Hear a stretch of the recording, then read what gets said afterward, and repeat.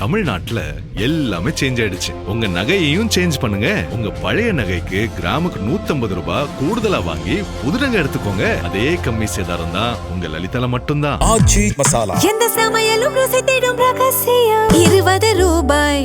ஹாலிடேஸ்னாலே அது நம்ம ஜிடி ஹாலிடேஸ் தான். GT Holidays, South India's #1 travel brand. You know you are special when you're with GT Holidays. இந்த சமூக நீதி அரசுன்னு சொல்றவங்கள பார்த்து கேட்கிறேன், நம்ம பட்டியலின சகோதரர்களுக்கு எத்தனை அமைச்சர் பதவி கொடுத்தீங்கன்னு கொஞ்சம் சொல்ல முடியுமா? ஆனா நம்மளுடைய அரசுல 8 அமைச்சர் பதவிகள் யாருக்கு? நம்ம பட்டியலின சகோதரர்களுக்கு. எல்லாம் நம்ம அண்ணன், நம்ம தம்பி, நம்ம தங்கச்சிங்க. அண்ணல் அம்பேத்கர் அவர்களுடைய கிட்டத்தட்ட 100 ஆண்டு கால கனவு இப்ப நிறைவேறி இருக்கு. நான் ஏன் கொஞ்சம் சவுண்டா பேசுறேன் அப்படின்னா அவங்களுக்கு கேட்கணுன்றதுக்காக, தப்பா எடுத்துக்காது. அதே மாதிரி பெண்களோட பாதுகாவலர் நாங்க தான் அப்படின்னு சொல்லிக்கிறவங்களை கேட்கிறேன், எத்தனை பெண்களுக்கு அமைச்சர் பதவியில இடம் கொடுத்தீங்க கொஞ்சம் சொல்ல முடியுமா? எங்க அரசுல 4 சகோதரிகளுக்கு அமைச்சர் பதவி கொடுத்திருக்கிறோம்.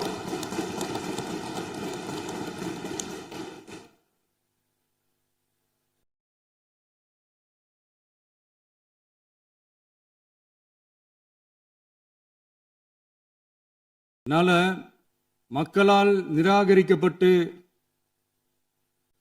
மக்களால் அகற்றப்பட்டவங்களுக்கு ஒண்ணு சொல்லிக்கிறோம், தப்பே செய்ய மாட்டோம், ஊழலே செய்ய மாட்டோம், நேர்மையா தான் இருப்போம், நியாயமா தான் இருப்போம் அப்படின்னு சொல்றவங்களால மட்டும்தான் கூட்டணி ஆட்சி அமைக்க முன்வரும். ஆட்சியிலையும் பங்கு, அதிகாரத்திலையும் பங்கு கொடுக்க முன்வரும். ஊழல்லையே ஊறி போனவங்களால இந்த கூட்டணி ஆட்சியோ ஆட்சியிலையும் பங்கு அதிகாரத்திலையும் பங்கு கொடுக்க முன்வராது. மெஜாரிட்டி இருந்தாலும் தரமாட்டாங்க, மெஜாரிட்டி இல்லைனாலும் தரமாட்டாங்க. கேட்டா ரெடிமேடா ஒரு பதில் ஒண்ணு வச்சிருப்பாங்க, கூட்டணி ஆட்சியை மக்கள் விரும்ப மாட்டாங்கன்னு. அதே மக்கள் தான் இப்ப அவங்கள பார்த்து சிரிக்கிறாங்க. நான்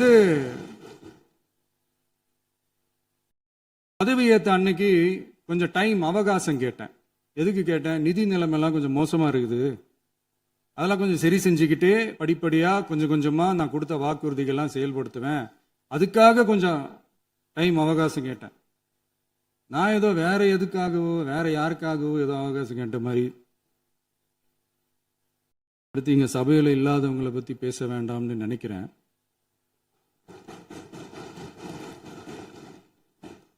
இங்க நம்மளை பத்தி அவதூறு பரப்புறதோட மட்டும் இல்லாம இப்ப நம்ம மக்கள் மேலேயும் அவதூறு பரப்ப ஆரம்பிச்சிட்டாங்க. மக்கள் நமக்கு ஓட்டு போட்டது தப்பான், குடும்பமா நமக்கு ஆதரிச்சது தப்பான். இது இப்ப இல்ல, நான் சொல்றது எம்ஜிஆர் அவர்கள் காலத்திலிருந்தே. அப்பவே அவர் ஜெயிச்சப்போ அதே மக்களை தப்பா பேசுறது. மக்கள் என்ன பண்ணிட்டாங்க, எம்ஜிஆர் என்ன பண்ணிட்டாரு, எம்ஜிஆர் என்ன இது பண்ணிட்டாரு. 50 வருஷமா ஒரே டெக்னிக்கா.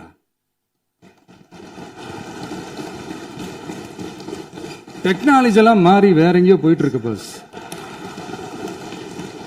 இதுல கொஞ்சம் டெக்னிக்காச்சும் கொஞ்சம் மாத்தினா கொஞ்சம் நல்லா இருக்கும்.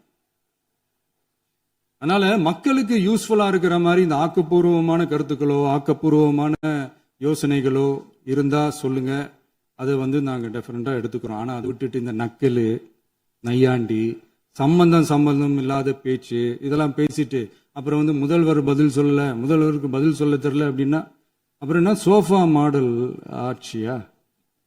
அது என்னன்னு புரியறதுக்கே எனக்கு ரொம்ப நாள் ஆச்சு. இந்த sofa set, table chair, teapoy, furniture பிசினஸ்லாம் வேற எங்க வெளியில போய் பண்ண சொல்லுங்க. அப்படி அந்த பிசினஸ் தான் பண்ணணும்னா நிறைய பிசினஸ் பண்ற மாதிரி வெளியில போய் பண்ண சொல்லுங்க, இங்க சட்டசபைக்குள்ள வேணாம். அதனால ஆக்கப்பூர்வமான கருத்துக்கள் இருந்தா சொல்லுங்க, டெஃபினட்டா அது சரியா இருந்தா நாங்க ஏத்துக்கிறோம். எனக்கு ஒரு குட்டி கதை ஒண்ணு ஞாபகம் வருது, சொல்லாமா? ஒரு ஊர்ல ஒரு பெரியவர் வெயில் ரொம்ப ஜாஸ்தியா இருக்குன்னு சொல்லிட்டு கண்ணுக்கு மேல கை வச்சுக்கிட்டு இப்படி சுத்தி முத்தி தேடிக்கிட்டு இருந்தாராம். அப்ப கூட இருந்த ஒரு சின்ன பையன், என்ன தேடுறீங்க அப்படின்னு கேட்டானா. அதுக்கு அந்த பெரியவர் சொன்னாரா, அது ஒண்ணு இல்ல தம்பி, உங்க அப்பா இங்கதான் இருப்பாருன்னு சொன்னாங்க, அதான் தேடிக்கிட்டு இருக்கேன். எங்க உங்க அப்பாவையா காணோம்?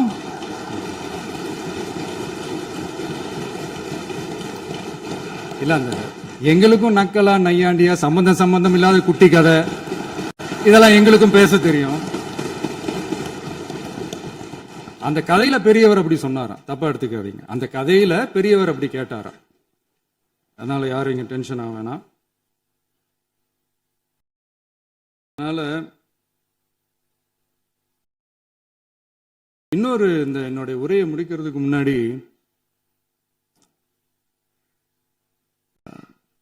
போயிட்டாங்க, பேசலாமா? நிறைய உங்க கருத்துக்களை நீங்க முழுமையாக மன நிறைவோடு பேசலாம். டிவியில் பார்ப்போம். சரி, அதான் 5 நிமிஷம் பேசுனதுக்கே கொளத்தூரி இந்த ஆட்டம் அடிச்சு பேசுனா அப்புறம் என்ன பண்றது? கடைசியா நான் இந்த உரையை முடிக்கிறதுக்கு முன்னாடி ஒரு முக்கியமான ஒரு விஷயம் பத்தி சொல்லணும். ஆளுநர் உரை அன்னைக்கு இந்த தமிழ் தாய் வாழ்த்துக்கு அப்புறம் தேசிய கீதம் பாடினது தப்பு, தேசிய கீதம் 2 முறை பாடினது தப்பு, அப்படி ஒரு நிகழ்வு இதுக்கு முன்னாடி இந்த சட்டசபையில நடந்ததே கிடையாது, அந்த மரபே மாத்திட்டீங்க, இப்படி ஒரு பெரிய ஒரு போர் மாதிரி எதிர்கட்சியை சார்ந்தவங்க எல்லாம் சொன்னாங்க இல்லையா? அந்த மாநில உரிமை போராளிகளை, அந்த மரபு காக்கிற உரிமை போராளிகளை ஒரே ஒரு கேள்விதான் கேட்கணும். 2021 ஆகஸ்ட் 2 ஞாபகம் இருக்கா? Centenary celebration of Tamil Nadu legislature. அந்த ஃபங்க்ஷன்ல நம்ம முன்னாள் முதலமைச்சர் கருணாநிதி அவர்களோட கலைஞர் அவர்களுடைய கலைஞர் அவர்களுடைய புகைப்படத்தை மாண்புமிகு குடியரசுத் தலைவர் திறந்து வைக்கிற ஒரு ஃபங்க்ஷன். அந்த ஃபங்க்ஷன்ல national anthem followed by Tamil Thai Vazhthu அப்படின்னு அறிவிச்சது ஞாபகம் இருக்கா? அதாவது தேசிய கீதத்துக்கு அப்புறமா 2வது முறையா, நோட் திஸ் பாயிண்ட் மாண்புமிகு பேரவைத் தலைவர் அவர்களே, பிளீஸ் நோட் திஸ் பாயிண்ட். தேசிய கீதத்துக்கு அப்புறம் 2வது முறையாக தமிழ் தாய் வாழ்த்து பாடப்படும் அப்படின்னு சொன்னது ஞாபகம் இருக்கா? அதுவும் முத்தமிழ் அறிஞர் அப்படின்னு சொல்ற நம்ம கலைஞர் அவர்களுடைய அந்த புகைப்படம் வெளியிட்டு விழாவில் அவர் இருந்த இதே சபையில தமிழ 2வது இடத்துக்கு தள்ளினது யாருன்னு ஞாபகம் இருக்கா? அது மட்டும் இல்ல, அந்த தேசிய கீதத்தை நாட்டுப்பண் நேஷனல் ஆந்தம்னு சொல்லி அதே ஃபங்க்ஷன்ல கடைசியா ஃபங்க்ஷன் முடியும் போது செகண்ட் டைம் தேசிய கீதம் பாடினதும் ஞாபகம் இருக்கா? இதே அவையில் தான், அது அவை குறிப்பிலும் இருக்கிறது, இதே அவையில் தான் நடைபெற்றது. இந்த தக்க நேரத்தில் இந்த ஆதாரங்களை அளித்த மாண்பு முதல் அவர்களுக்கு நன்றியை தெரிவித்துக் கொள்கிறேன். டவுட் இருந்தா இந்த புக்கை பார்த்து தெரிஞ்சுக்கலாம். அதனால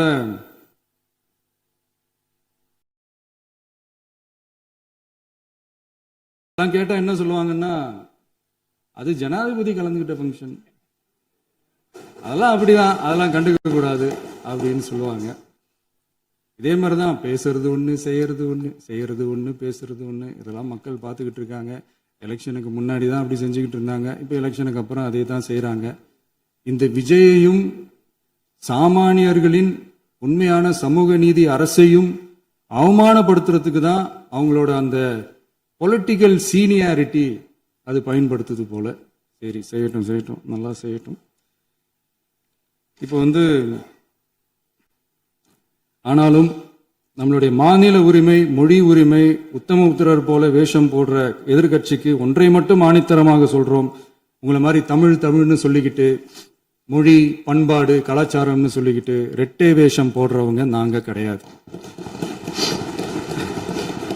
உலகெங்கும் வாழும் என் தமிழ் சொந்தங்களுக்கு நம்முடைய உத்தரவாதம் தமிழ் தான் எங்க உயிர் நாடி அப்படின்றத மறக்க மாட்டோம். இப்பவும் சொல்றோம், மாநில உரிமையில எப்பவும் உறுதியா இருப்போம். அதே சமயத்துல அரசியல் வேற, ஒன்றிய மாநில அரசுகளுக்கு இடையே இருக்கிற நிர்வாக அணுகுமுறை வேற. இதுல நாங்க ரொம்ப தெளிவா இருக்கிறோம். அதனால எங்களுக்கு பாடம் எடுக்கிறதா நினைச்சுக்கிட்டு உங்க வேஷத்தை நீங்களே கொஞ்சம் கொஞ்சமா கலைச்சிக்கிட்டே வர்றீங்க, மறந்துடாதீங்க. அப்புறம் நேத்து எதிர்கட்சி தலைவர், மாண்புமிகு எதிர்கட்சி தலைவர் பேசும்போது நிறைய பேசினாங்க. அதுல ஒண்ணு மட்டும் அரசு சொல்றதா நினைச்சுக்கிட்டு நம்மளை இன்டைரக்டா ஈவில் அப்படின்ற அந்த வார்த்தையை யூஸ் பண்ணாங்க. எனக்கு ஒன்னே ஒண்ணுதான் சொல்லணும்னு தோணுது. ஈவில்ஸ்னு டெவில்ஸ் பேசக்கூடாது.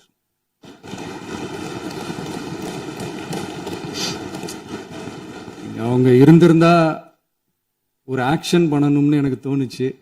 எல்லாரும் போயிட்டாங்க. இல்ல, With your permission பண்ணலாமா? இப்பவும் பண்ணலாம், ஒண்ணும் தப்பு இல்ல.